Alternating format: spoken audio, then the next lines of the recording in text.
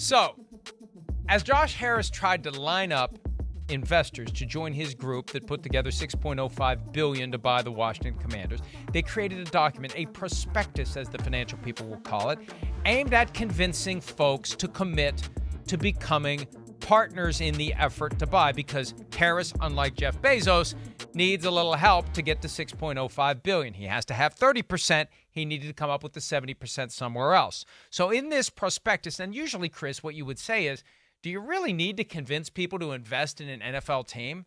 Like, do you need to twist my arm to convince me that it's a great investment? Well, they needed to, because their theory is, and I suspect when they looked at the book value of the Commanders, it doesn't justify $6.05 billion. And that's the thing. Book value is one thing. What someone will pay for it is something else. Book value is driven by a variety of factors. So this document that ESPN obtained, i.e. somebody gave it to ESPN for the purposes of getting it out there, shows that Josh Harris believes that just the mere flip from Snyder to anyone results in more ticket sales, more seat revenue, more advertising revenue, and $1.5 billion in free money from the state of Virginia to build a stadium. So the argument is, to help people understand this, because it's a long article and I don't think they ever come out and say exactly what this is about. This is about convincing people to invest in the Let's Go Buy the Commanders fund and justifying the price by saying, simply telling Dan Snyder to get the hell out of here is going to have a multi-billion-dollar impact on the team. They are trying to take the absence of the former owner and quantify that. There's monetary value, and I think they're right, frankly. I think they are, in saying the old guy's gone. Right.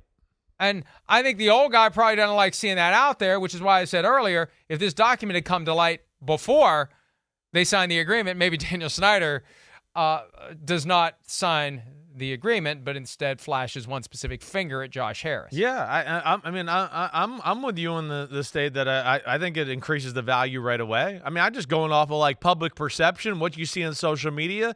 Washington fans that are here in this building at NBC Sports or anywhere else I meet are all like, yes, he's leaving, he's gone. Oh my gosh, this is great. I think that bump is going to be there, and like we've seen, I mean, that just every time a franchise sold, it's more money. So I have a hard time thinking that value won't go up.